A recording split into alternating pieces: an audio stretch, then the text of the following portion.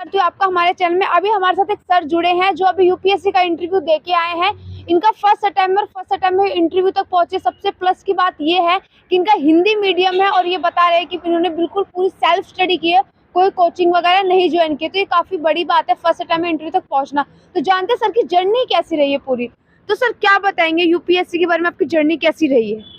UPSC के बारे में मेरा ये कहना है कि मतलब सेल्फ स्टडी बहुत जरूरी है। इसमें आपको रूटीन का आपको एक टाइम टेबल शेड्यूल होना चाहिए, जिसके अकॉर्डिंग आपको कम से कम नहीं तो 8 से 10 घंटे रेगुलर पढ़ना है। यदि आपका एक दिन भी मिस होता है तो आप ये समझिए आप 15 से 20 दिन पीछे चले गए हैं। आपको सिलेबस जो आपने किया है, आपको एग्जाम से पहले 2 महीने पहले आपको कम से कम उसको 4 से 5 रिविजन करना बहुत जरूरी है। आप ये समझते हैं हिंदी मीडियम से नहीं कर सकते हैं, मैं ये कहना चाहूँगा कि हिंदी मीडियम इंग्लिश मीडियम से ज़्यादा बेस्ट लगता है, क्योंकि उसमें हर एक चीज़ आपको बहुत जल्दी समझ में आती है। इंग्लिश को समझने के लिए आपको थोड़ा वक्त लगेगा, लेकिन हिंदी में ये होता है कि हर एक चीज़ जो भी डाउट है वो आप तुरंत क्लियर कर सकते हैं। मेरे स्टूडेंट से यही कहना चाहेगा कि मतलब जरूरी नहीं आप इंग्लिश मीडियम के टॉपर को देख के समझते हमें इंग्लिश में करना था, हमने हिंदी में क्यों किया। ये गलत थिंकिंग है। इंसान के हाथ में ये वो है कि इंसान कुछ भी कर सकता है। आपने यदि आपका गोल चुना यूपीएससी, तो आपको मीडियम से कोई मतलब नहीं रखता है, डिपेंड करता है आपकी मेमोरी के ऊपर। ठीक है, और आप ये चाहोगे कि इंग्लिश मीडियम ऐसा कुछ नहीं है।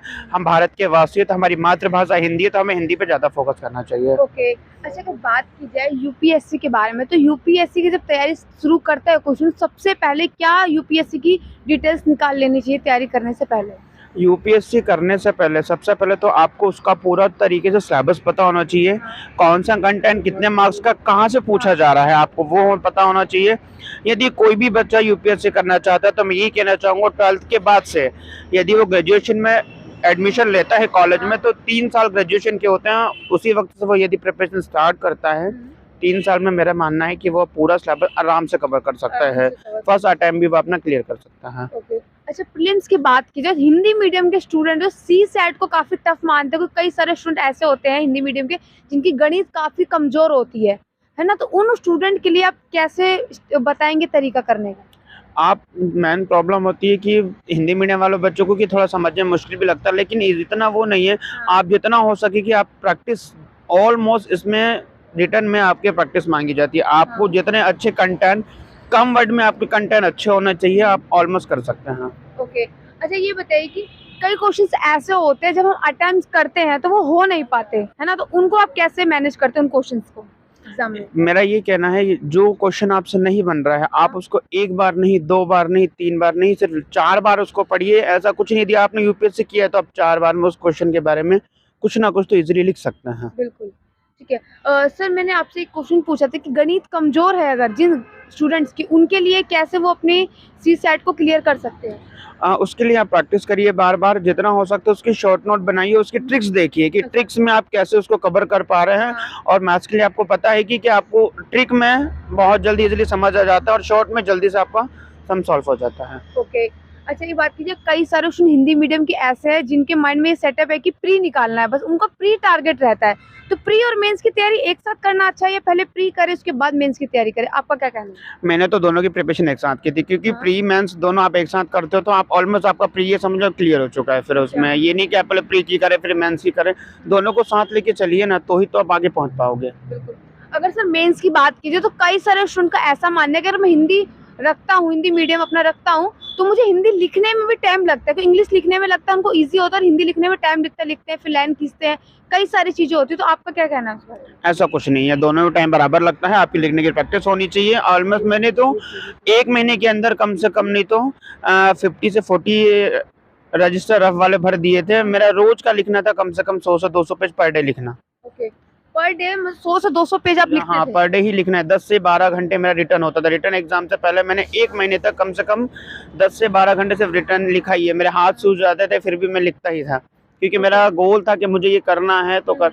यदि इंसान मन में ठान ले एक बार, कोई भी स्टूडेंट यदि उसने सोचा मुझे ये करना है, तो वो जी जान से मन कर, तो बिना कोचिंग के मेरा ये मानना यूपीएससी कर सकता है वो। ओके। अच्छा, अपना ऑप्शनल सब्जेक्ट और मीडियम क्या रखा है अपना, दोबारा बताइए? हिस्ट्री और हिंदी है मेरा। ओके। और आपका ये अटेम्प्ट और इंटरव्यू कौन सा है? मेरा फर्स्ट अटेम्प्ट है, फर्स्ट इंटरव्यू और विदाउट कोचिंग है। विदाउट कोचिंग है। ओके। अच्छा, ये बताइए कि जो मेंस में जब आंसर राइटिंग लिखते हैं तो उसमें क्या ऐड कर सकते हैं? अपने आंसर राइटिंग लिखते समय कौन से पॉइंट ऐड करें जो एग्जामिनर चेक करे तो लगे हाँ आंसर बहुत जेन्युइन लिखा है? आपको उसमें ऑलमोस्ट ये होना चाहिए कि जो कंटेंट उसमें पूछा गया है उस कंटेंट का शॉर्ट में आपको इतने अच्छे से बताना है उनको कि वो एग्जामिनर आपकी कॉपी पढ़ के खुश हो जाए। अपन को अपनी कॉपी पूरे मतलब कॉपी ऐसे लिखनी है कि जितनी भी कॉपी वो चेक करे अपनी कॉपी पढ़ के उसको लगे कि नहीं बच्चे ने लिखा है। आप ये नहीं कि आप उसमें हर कुछ ऐड करें, बिल्कुल भी नहीं, शॉर्ट में लिखें और अच्छा लिखें उसमें। ओके सर, अभी आप कहीं पे वर्किंग है? हाँ, मैं अभी government teacher CM rise Abdullaganj school में टीचर भी हूँ और टीचर के साथ मैंने कोचिंग भी पढ़ाया है। अभी भी कोचिंग भी देता हूँ और रात को खुद की पढ़ाई भी करता हूँ। ओके, कौन सब्जेक्ट की आप कोचिंग देते हैं? इंग्लिश। इंग्लिश के देते हैं। सर, आप इंग्लिश के टीचर हैं और उसके बाद भी हिंदी मीडियम चुना है, उसका क्या कारण है? उसका कारण ये है कि मुझे हिंदी में, क्योंकि मेरा हिंदी मीडियम से मैंने पढ़ाई की हुई है, हाँ। पूरा मेरा स्टडी हिंदी मीडियम से है, ठीक है, मेरा एमए इंग्लिश से है। हाँ। लेकिन मैं ये मानना है कि मुझे हिंदी ज़्यादा बेस्ट लगती है। इंग्लिश से लोग बोलते हैं इंग्लिश, लेकिन मुझे हिंदी ज़्यादा बेस्ट लगती है क्योंकि उसके कंटेंट बहुत जल्दी समझ में आ पाते हैं। ओके, अच्छा, हिंदी मीडियम के जो स्टूडेंट है, एक इंग्लिश का पेपर होता है जो कंपलसरी होता ही है, वो उस एग्जाम से बहुत डरते कि उस एग्जाम को मैं कैसे करूंगा, क्योंकि मेरे को तो इंग्लिश अच्छे से आती नहीं है, मैं तो हिंदी मीडियम से हूँ, तो उस एग्जाम के लिए काफी डरते हैं। उसके लिए क्या कहेंगे आप? मेरा उसका कहना ये है कि आप पिछले बैक ईयर के क्वेश्चन पेपर उठाइए सबसे पहले, यूपीएससी करने से पहले question back year question paper उठाइए, उसमें कंटेंट देखिए उसमें क्या क्या पूछा गया, उस पर आप फोकस कीजिए तो आप इजीली कर सकते हैं।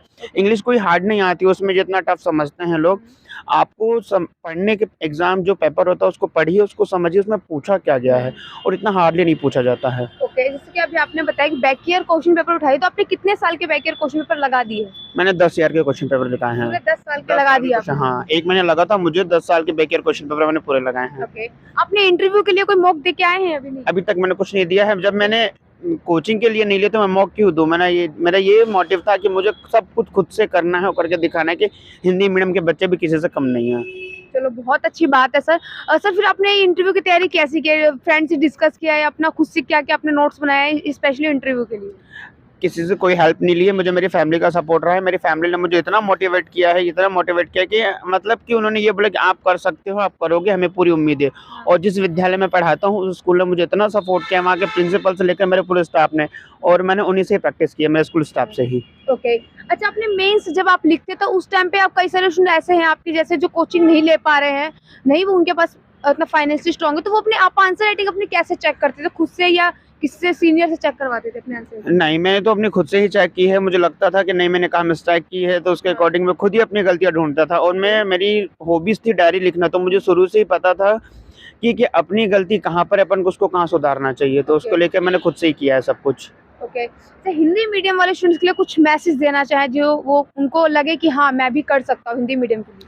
हिंदी मीडियम वालों से मैं यही कहना चाहूँगा कि आप इंग्लिश मीडियम के पीछे मत भागिए। आप ये समझिए हिंदी मीडियम मतलब बहुत अच्छा मीडियम समझता हूँ मैं, जिसके कंटेंट है जो आपको एक बार पढ़ने में, 2 बार पढ़ने में समझ आ जाएंगे। यदि आप इंग्लिश के मीडियम पीछे भागते हैं तो, क्योंकि हिंदी आपको ये लगता है कि इंग्लिश आपको ये लगता है कि टफ है, दोनों कोई टफ नहीं है। आप जो चाहो वो कर सकते हैं, इंसान के बस में तो वो है, वो भगवान को अपना कर सकते हैं। तो हिंदी इंग्लिश मीडियम की बात है। बिल्कुल। अगर रिसोर्सेज की बात करें तो हिंदी मीडियम के स्टूडेंट ऐसा मानते हैं कि हमारे लिए रिसोर्सेज मार्केट में बहुत कम है, अगर सेल्फ स्टडी करें तो सिलेक्ट कैसे करें? सबसे अच्छा तरीका क्या रहेगा? सबसे अच्छा तरीका, आप सबसे पहले तो एनसीईआरटी को पूरा कवर कर लीजिएगा। ओल्ड हो चाहे न्यू हो, उससे कुछ नहीं होता है, ठीक है। इसके बाद मैंने तो सिर्फ ये जो पढ़ा है, मैं अपनी जो बता रहा हूँ स्टडी के बारे में, मैंने दृष्टि सर के दृष्टि जो बुक आती है सारी, हाँ, दृष्टि की सारी बुक्स पढ़ी हैं मैंने। और इसके बाद मैंने इंदौर से coaching classes, at least coaching classes जो प्रिंस सर की है, वहाँ से मैंने नोट्स परचेस किए थे। बस इसके बाद मैंने पूरा कंप्लीट उससे किया, और एमपीपीएससी भी दिया है मैंने, और उम्मीद है मेरा एमपीपीएससी भी क्लियर हो जाएगा।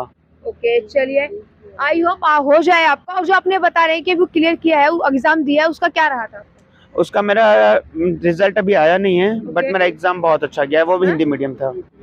अच्छा, उसमें प्री और मेंस के लिए आपने कैसे क्या किया प्रिपरेशन? मैंने उसमें अभी प्री हुआ है, मेंस नहीं हुआ है। प्री में मैंने उसका सेल्फ स्टडी किया है सब कुछ। अच्छा, प्री और मेंस की बुक लिस्ट बताइए। मतलब प्री की अगर बात कीजिए तो पहले बुक लिस्ट क्या आप तैयार करेंगे? मैंने कोई बुक लिस्ट तैयार नहीं किया। मेरे को जो कंटेंट समझ में आता था मैं खुद से सेल्फ स्टडी करके नोट्स बनाता था। दृष्टि की जो नोट बुक्स मंगाई थी, मुझे ये नहीं कि अपन को पूरी बुक पढ़नी, मुझे जो अच्छा लगता था कि मतलब नहीं, ये मुझे पढ़ना चाहिए।